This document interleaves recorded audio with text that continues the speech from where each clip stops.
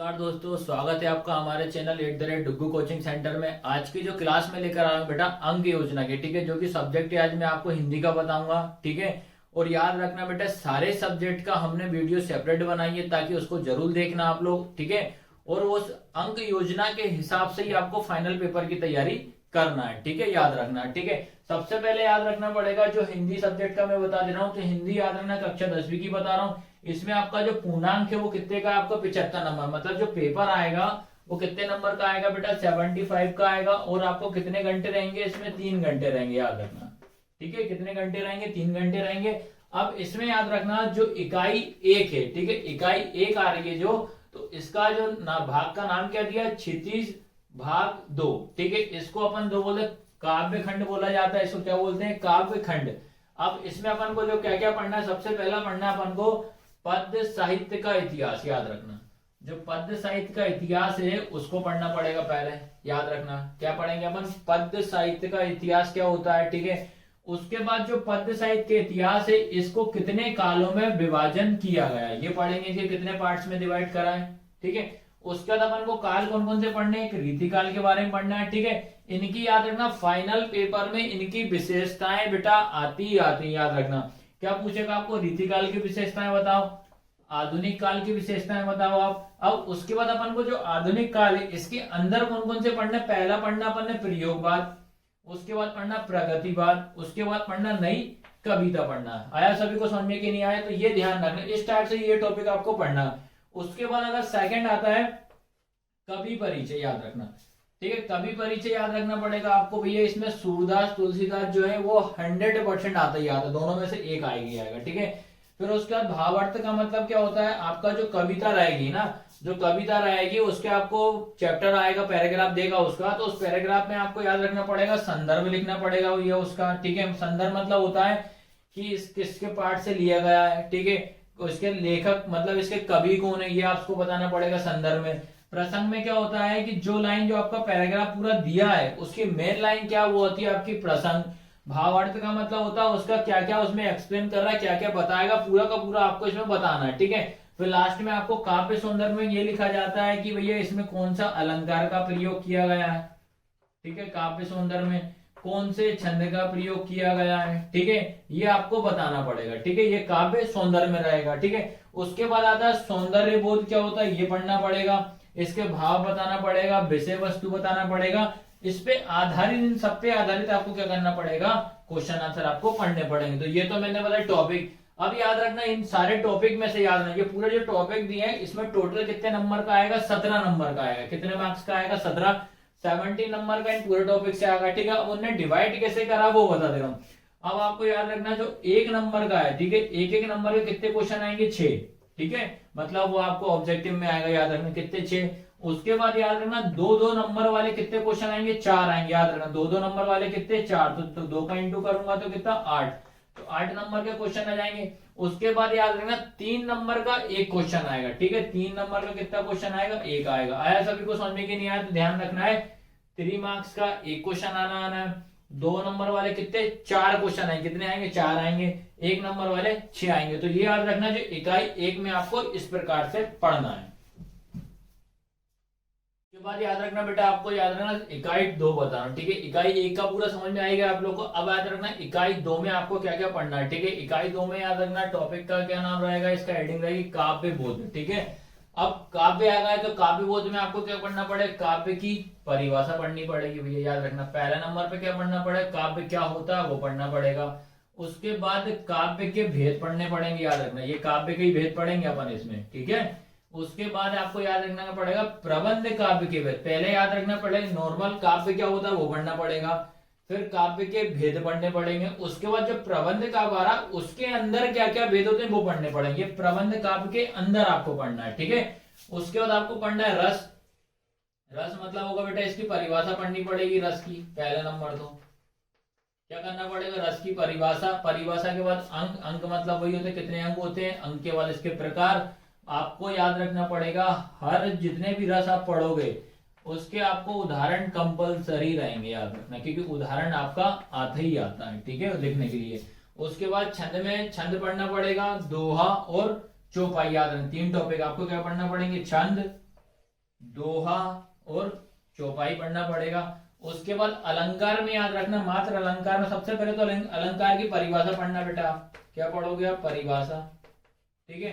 परिभाषा में याद रखना पड़ेगा आपको मानवीकरण क्या होता है, मानवीकरण अलंकार क्या होता है, पुनरुक्ति प्रकाश अलंकार क्या होता है, ये पढ़ना पड़ेगा। फिर उसका अतिशोक्ति अलंकार क्या होता है, फिर अन्योक्ति अलंकार क्या होता है, ये पढ़ना पड़ेगा, ठीक है। ये आएगा आपका इकाई 2 में। अब इकाई 2 में ये टोटल कितने नंबर का आ रहा है? 10 नंबर का आ रहा है। कितने मार्क्स का आ रहा है? 10 नंबर का। फिर उसमें याद रखना है जो एक नंबर के कितने आ रहे हैं? 6। एक नंबर वाले कितने आ रहे हैं? 6 क्वेश्चन आ रहे हैं, ठीक है, एक नंबर के। ऑब्जेक्टिव रहेगा आपका, ये याद रखना, ठीक है। उसके बाद याद रखना ये 2 नंबर के कितने क्वेश्चन आ रहे हैं? 2, तो 2 + 2 तो ये 4 होगा। 4 और 6 कितना हो जाएगा? 10 हो जाएगा, ठीक है। अब उसके बाद अपन आते हैं इकाई 3 में आते हैं, ठीक है। इकाई 3 में क्या आपका क्षितिज भाग 2। क्षितिज भाग कौन सा है? ये दूसरा भाग है, मतलब ये आएगा गद्य खंड। किसका है? गद्य खंड। अगला वाला पद्य खंड था, याद रखना, ठीक है। अब इसमें क्या पढ़ना पड़े? गद्य की प्रमुख, ठीक है, गद्य की प्रमुख और गौण विधाएं पढ़ना पड़ेगा। मतलब गद्य की विधाएं पढ़ना पड़ेगा और गौण विधाएं क्या होता है वो पढ़ना पड़ेगा।